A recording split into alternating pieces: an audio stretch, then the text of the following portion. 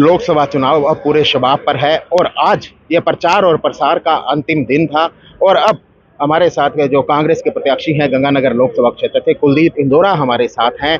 इनसे जानेंगे कि ये किन मुद्दों को लेकर यहाँ पे चले हैं और इनकी जीत को लेकर ये कितने आश्वस्त हैं, ये सब जानेंगे।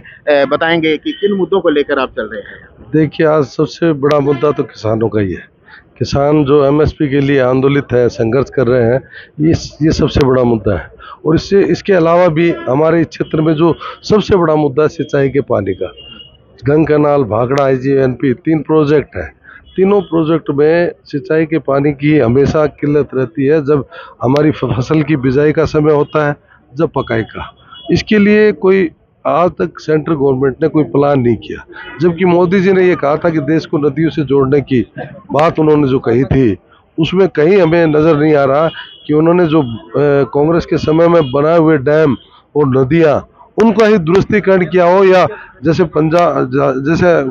बांध से पंजाब से हमारा पानी अतिवृष्टि के समय जो पंजाब जाता है, घग्गर फ्लड का जो पानी पंजाब पाकिस्तान जाता है, पंजाब से पाकिस्तान जो पानी जाता है, उसकी आज तक कोई व्यवस्था नहीं की। किसानों को लेके आप ये चल रहे हैं कि इसमें एक बात और बताएंगे कि 400 पार क्या 400 पार टिकटें ही नहीं बांटी इन्होंने।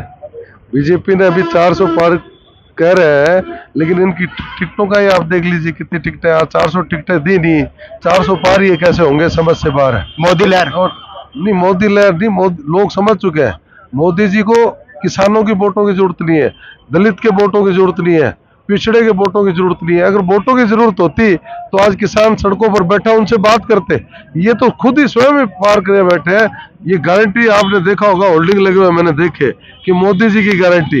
अब इन्होंने जो गारंटी जो कहा है, मैं पूछना चाहता हूँ कि आपने जो आज तक बोला है 15 लाख आएंगे, काला धन आएगा, आपकी फसलों के भाव दुगने करेंगे, देश को नदियों से जोड़ेंगे, आपकी 2700 रुपए में गेहूं खरीद करेंगे, सरसों हम 40 क्विंटल, आज तक कौन सी गारंटी पूरी हुई है? प्रियंका में क्या लगता है आपको कि जीत पाएंगे? वो तो कहते हैं हम लाखों वोटों से जीतेंगे। देखिए, वो अभी नई कैंडिडेट है, अभी उसकी शुरुआत हुई है।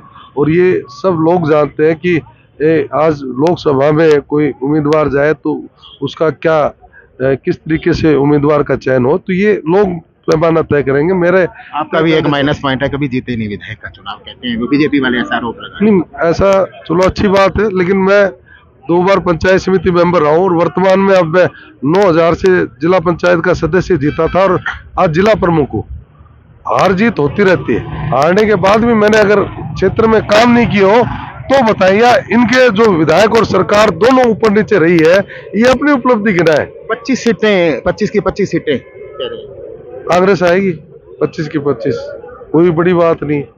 अभी प्रचार खत्म हो गया है, आगे क्या रहेगा आपका, किस तरह से मिलेंगे लोग? देखिए, अभी बूथ मैनेजमेंट का काम है। आज प्रचार 5 बजे बंद हो जाएगा।